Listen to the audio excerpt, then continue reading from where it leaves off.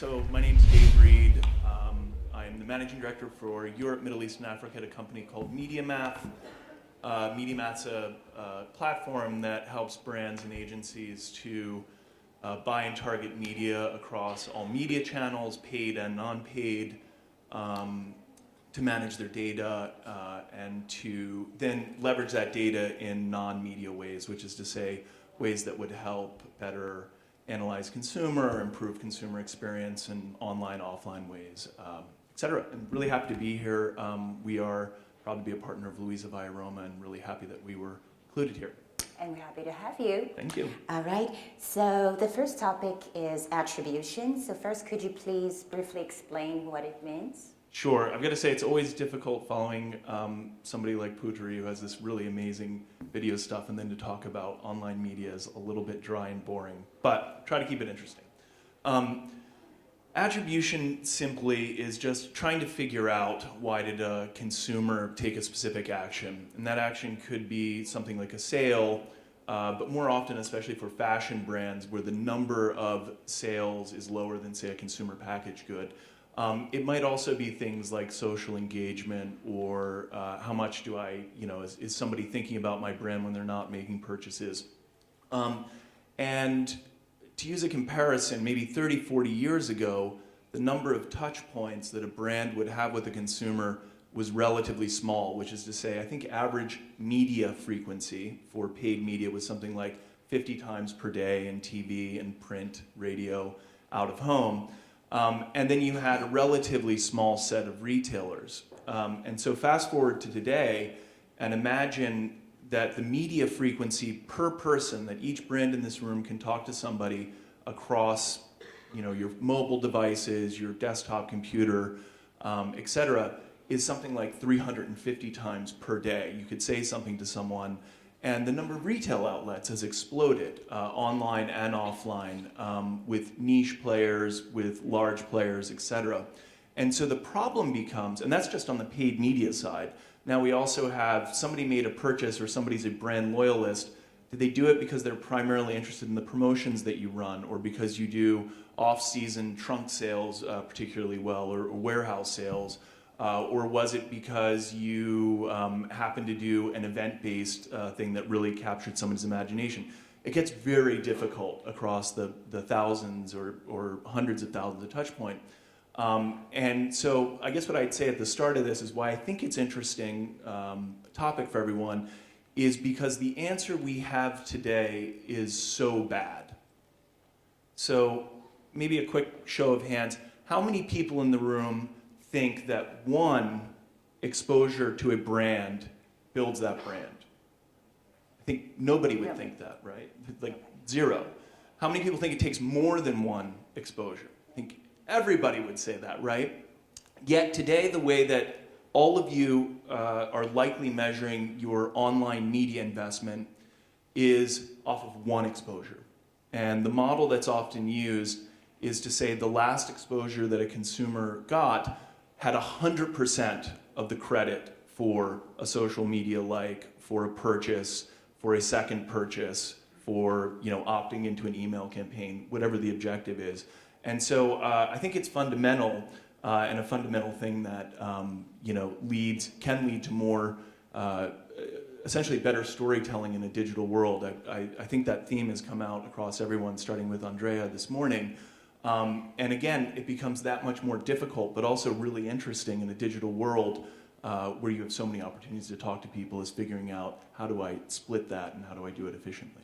Thank you for explaining that. So it will definitely be a buzzword in 2017. So attribution, everybody take notes. Okay, so second question would be, what is often the outcome of gaming attribution? Sure, so maybe I'll ask this question, again, sort of audience participation. Has anybody gone to a retail or fashion site, or really any site, travel site, and then gotten an ad for the thing that you looked at 1,000 times? Has anybody had that experience? Did anybody think that was a particularly good brand building experience? Yes, Lisa does very well. So sometimes it works. I'll say though that A lot of times you get those ads for a month after you visited the brand, or you've gotten it after you've actually made a purchase. And so what happens is, because we measure the efficiency of media on only one media exposure, that means that everybody, all of the media partners that you have, are trying to get credit for that event happening, for that conversion. And so that leads to essentially just trying to show enough ads that you always get credit for a conversion, whether you deserve it or not. And so I think one interesting thing and one message that I would say is, it's really interesting what you can do when you focus on measuring if something was incremental. Did the money that I spent to do this marketing activity drive something more than if I hadn't done it? And in a lot of cases, those ads that you get after you visited the site drive very little actual incrementality. I'll say we're about to publish a case study for the largest sort of online-only fashion retailer in the United Kingdom, in which we've shown that by delaying the exposure to the next ad and reducing the amount significantly, but increasing the size of the ad, in other words, paying more for less exposures to an ad, you can actually drive up the average order value, you can drive up the number of repeat purchases, and you drive up the overall lifetime value of a consumer. And so I think, as we think about, do you want to have 1,000 ads in front of somebody? Is that good storytelling? Or do you want to say a fewer number of things with more impact? I think more and often than not, we see a few number of things with higher impact, just on a purely data-driven financial basis, and sort of share of mind and social outcomes is much better. Wonderful. So let's talk about budget a little bit. Okay, so where are companies losing return on investment? So there's an interesting thing here. So I guess first off, we think like consumers, we can understand better where marketing goes, right? And so we've gone from media consumption per day going from something like 3 hours, maybe 30 years ago. Today, every consumer in Europe is spending 12 hours or more either actively or passively engaged with some form of media. That's astounding, right? And so think about just again, that growth in the number of opportunities to talk to somebody. There's massive opportunity for waste. And so I think, when we base our decisions off of wrong metrics, and we're not measuring correctly, what ends up happening is you spend a lot of money in ways that don't return any value and are negative for the consumer. And so I would say, as a general, sort of idea, if we think about the old way of doing things is campaign-based. It only goes around a spring collection, a fall collection. It only goes around, a sporting event or whatever it is. You're always going to need those things, but what we need to add on now is the idea that consumers are always connected. 365 days a year, 12 hours a day on average, there's somebody connected to a device. Each of your consumers is connected to a device.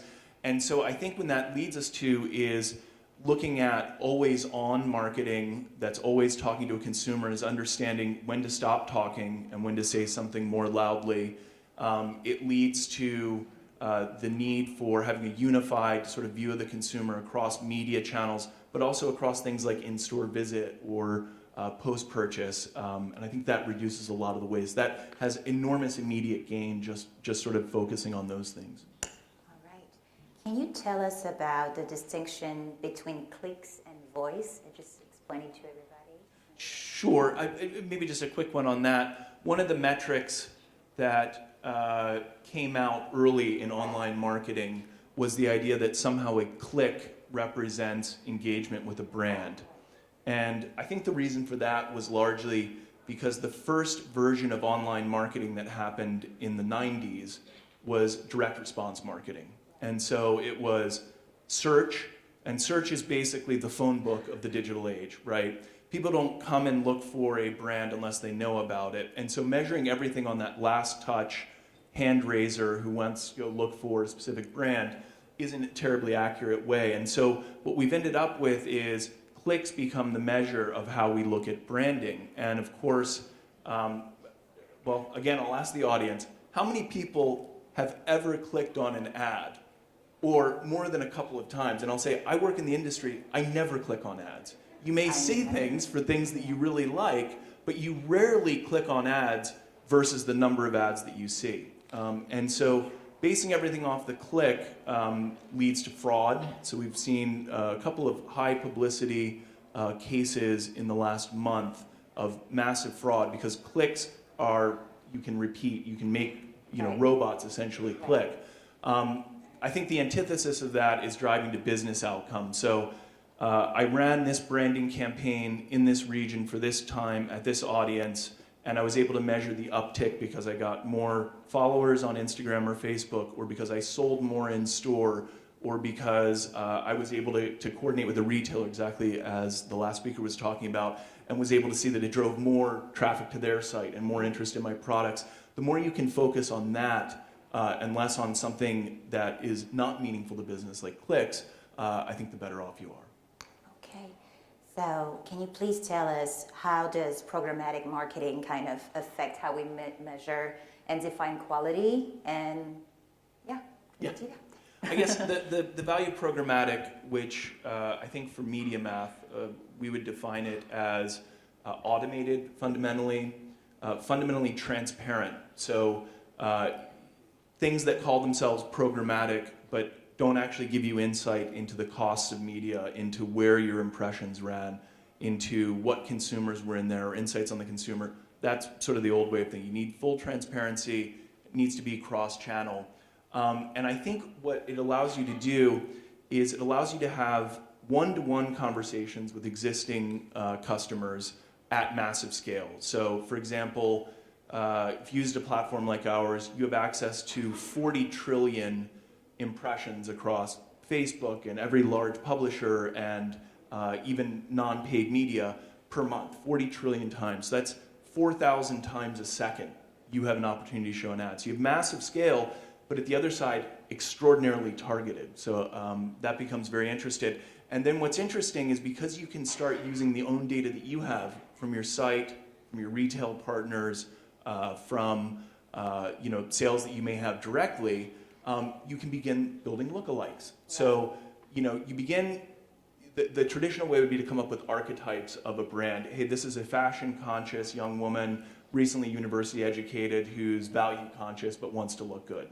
You take that sort of idea, and now you can actually play it out in reality with this massive amount of data. So you actually understand exactly where he or she shops, what time, where are they, what are the media contexts. I think what's also really interesting with that amount of data is you understand what the person's currently interested in. So if somebody's been looking at handbags for the last 2 weeks and reading about them, you don't want to show them an ad for a new coat. I think Andrea originally at the beginning of the day brought up a point like this. You don't want to show a classic man, sort of the modern look, or the modern man, the classic look.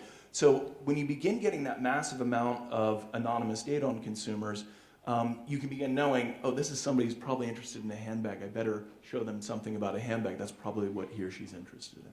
Awesome. Can you further elaborate on customer experience, and what does MediaMath envisage as a better experience for the consumer? Yeah, I think it's related to what we were talking about, what I mentioned before, which is if we put ourselves in the consumer, because we're all consumers as well, it makes things a lot easier. So in a world where a brand can give you a message 400 times a day or 350 times a day, nobody wants to see 400 ads for the same thing, right? And so I think that's one thing, is just understanding who wants to see things and targeting better. I think also in that amount, we're all saturated, we're all constantly taking in media. The paradigm has to shift from reach to attention. So, there's a lot of sort of thinking right now out there about the attention economy. Again, go back 30 years ago, you had a relatively small number of times to talk to a consumer, so all you cared about was getting the highest GRP, or the highest amount of reach against your target consumer, wealthy, fashion-forward couples living in urban areas. Today, you can talk to them 10,000 times, literally in a week. And so the problem isn't getting in front of them, it's getting their attention. And I think if you focus on that, then a series of things begin coming out that are much more consumer-centric, which is to say, smaller number of things said with much higher impact. And some people you may not even want to talk about. And I think this is difficult for a lot of traditional ways of approaching it, especially media, because we're used to thinking of, here's the TV spend for this month. I'm going to measure it on a 2-month later basis to see whether we hit the people we want to hit. What organizationally it's difficult for brands to move to is, I don't need a search team and a video or programmatic TV team and a radio team and a banner team. I just need a team, right? And the value programmatic brings is it makes all those media outlets look like the same thing to unify the view of consumer, because none of us thinks in our heads, oh, I'm a top of funnel consumer watching a video right now, right. And then I want to see that same ad 5 times when I'm a middle of funnel, Facebook consumer. But that's the way we market today a lot of times. Mm-hmm. So can you talk about leveraging first-party data? I think this is one of the most exciting things in digital today. So having moved to run our European business 3 years ago, I'm especially excited for this in Europe, even compared to North America or some other markets. We're seeing it pop up all over the place. So some of our large global clients who are published, like Walmart, Asda, or eBay, do this a lot with their consumers. We heard the Poutre case study just now about doing that with LUISAVIAROMA, and we're trying to work on that. This is where brands can take what they know about their consumers, they can form cooperative arrangements with their main distribution points, so online retailers, in-store retailers, and begin to understand better what does their consumer look like. And again, I think this all ties together. One model is, I think my consumer is a female 18 to 35, and I think she lives in Florence. Just show as many ads as you can. That gets tuned out, it doesn't get attention. What I can do though is say, I've got 1,000 buyers who look like this, so I have a theory. I think the theory is that she's going to be interested in this thing, and now I'm going to go talk, because I'm a brand, to LUISAVIAROMA and say, LUISAVIAROMA, what are the things that you know about these consumers? Oh, well, I have a set of 10,000 consumers that look like that. Here are the things that they read when we're marketing to them. And then you can do that across the board. And what you end up with is a much richer picture that lets you take that creative inspiration, that storytelling, that thing that you want to get in front of people and show it in the right context to the right people. And I think that's the really exciting, powerful thing. Awesome. And that kind of brings us to the consumer decision journey. Can you give us some insights on that? Yeah, again, it sounds dry, but I'm super excited about this. Again, traditional way of thinking about this goes off of a set of very basic sort of characteristics of a consumer. Gender, household income, do they have kids or not? None of those things particularly defines who you are. They're just kind of facts about you. And none of them certainly define how interested you are in a brand. So what's amazing now in this connected world where we can pull data together is you can start seeing that, yes, somebody with a high household income who's interested in fashion may want to buy my brand, but she only wants to buy it when she's on a laptop at 1 p.m. in the cafe reviewing kind of newest fashion trends. So that means I should stop talking to her on Monday at 9 a.m. when she gets into the office, for example. And so you do that at massive scale, and what you quickly get is, again, just much more relevant messaging for a consumer that ultimately drives more revenue, but also sort of more brand loyalty. Awesome. Do we have time for questions? We good? We good on time? Sorry? Just a little? Do we have a few questions? Come on, we can discuss cross-device strategy. Lunch is waiting. No? Okay, let's just talk about it. How about that? Okay, so you talked about the importance of creating like a unified view of a customer across all devices. For companies new to this concept, what are the basic logistics, to it? Sure. So this is sort of a technical point, but I think it's important with whomever you're working with on media execution to understand that they're able to basically see a consumer across devices. So especially for high-end fashion, most of your consumers will have something like 5 devices that they use. And so again, you don't want to replicate that message sort of 5 times in a row. That'll look different in different parts of the world. So for international brands, this is a little bit harder in Europe specifically because of EU privacy laws, but certainly doable, and I think it's an important sort of factor. So earlier today, Karina Knobs talked about digital empathy. Can you explain us a little bit how does MediaMath kind of ensure that their campaigns maintain a strong, emotional, message to consumers, like to connect with consumers online? Yeah, so I'd say in this regard, ways of buying media like MediaMath are just a new thing, but the fundamental parts still apply, which is to say there are going to be a series of measures that a brand uses, whether it be focus groups, whether it be social outcomes. There'll be a series of things to sort of understand how well is my marketing doing. I think those fundamentals sort of stay there in this new world. I think the thing that's interesting is how can I now inform it with all of the data that I have. So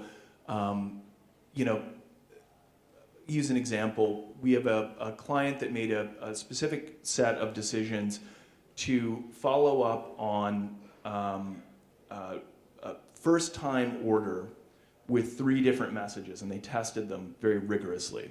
The first was an immediate follow-up that said, you might also be interested in, that sort of thing. It was email and in paid media. The second cohort waited 2 weeks and said, thank you for your purchase. By the way, you might be interested in this. And this, in this case, wasn't another product. It was actually a video and a story. And then the third case was a very strong call to action right up. What they found right after that was that the second group, the thing that started telling a new story for that consumer, for this brand, was by far the most interacted with sort of unit. And so that suggests empathy. That suggests I don't want to be sold to again right now. I'm waiting, but I am interested. I like your brand. I'm interested in what really interesting new content and what new, I'm inspired, so inspire me more. I'm not in a purchasing mood. I think with this new data-driven sort of approach, you can play into some of those traditional things. So I understand, hey, I do focus groups. I'm looking at what my gross rating points are for an audience, et cetera. But now I can also test some of those things live, and I think that's where it gets exciting. It's sort of an extension of existing best practice. Awesome. And the last question before we wrap up, can you please share with us your views on offline marketing? So I guess I'd say offline's the new online in the sense that pretty much every retailer and fashion brand that we work with are really interested in how they can leverage location data. So in the next 2 years, all online marketing will basically be mobile in Europe and certainly throughout most of the world. It's already primarily mobile in Africa and most parts of Asia Pacific and Brazil. So everything will be mobile and we'll be able to tell location much better. This is leading to a lot of really exciting things. And again, think about that data sharing. If we were able to show somebody an ad and then literally track for LUISAVIAROMA that they showed up physically in the store on Via Roma, that becomes really interesting. And now I'm able to measure the effectiveness and I can tie things in. So I can say things like, great, you came in on this promotion, we can measure the effect of that promotion, but then I can take that set of people, and when the person who bought the item in Via Roma returns back to Texas or to Tokyo or wherever they go to, I can now apply proper messaging and storytelling to them. So I think it's that physical store experience increasingly will be important. And I'll actually say too, the physical experience in general. So in a world where Pokemon Go can make people run around just staring at their phones, looking at things, we've already bridged that gap with sort of a virtual reality. We're almost living in a virtual reality, which may be scary or maybe exciting, I don't know. A little scary, a little scary. But I think more and more the experience of if you make an online order, the physical packaging you get, the ability to return to a physical store or to exchange in a physical store, that melding of the line of online and offline, I think is the key thing, and that's not just a marketing thing. I also think increasingly media platforms like ours will be used for non-paid media activity. So how do I take data I used in paid media and use it for push marketing because I have a inventory overrun sitting in a warehouse in this area? Oh wow, I have a high likelihood of people who are interested in this. It will let us tune sort of in-store as well as online. So I think increasingly consumers will just expect that the messaging is holistic. It happens across media channels, and frankly, it happens on and offline in a holistic way. All right. Yes.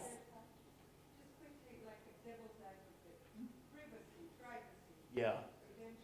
I don't know if there'll be legislation or if we'll be able to buy privacy, and how could that affect what you're reading about us that now we have no control on. And eventually with legislation or services that will, I don't know, that you could pay for to have some privacy, if that would change your numbers probably, no? And you'd have to take that into consideration.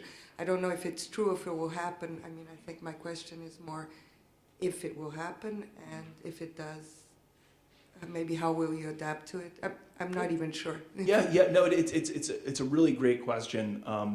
So there's new, in the EU specifically, there's new EU privacy legislation that will come into effect in 2019, which will be much more stringent around how consumer data is handled. I'll say with a little bit of bias, because I work at one of these companies, there's a set of good actors who already get rid of, who make sure we don't take in personal information. We don't use things like the IP address of your computer to target you. There are a series of things. That's thing one, is there's sort of a basic handling. I think thing two is around marketing practices. So I use the example of getting remarketed to 2,000 times. That to me is sort of creepy. You look at that and you say, I looked at that item 3 weeks ago. I mean, I had the experience over Christmas of buying something for my girlfriend online, and she was on my computer and got 5 ads for it. And she was like, oh, that looks really nice. And it's like, oh, it's clear I've been there. So I think that's not privacy per se, but I think it's a quality of sort of experience that isn't good. So I think there's sort of marketing best practice. And then I think you alluded to something that I think is really interesting, which is today in Europe, every site has to run something like a consent that says, I go on, Corriere della Sera, yep, I agree to the cookies. I think the next version of that may be something where the consumer has more of a decision explicitly. It'll be interesting to see what happens, because whether it's an explicit opt-out or opt-in will matter a lot.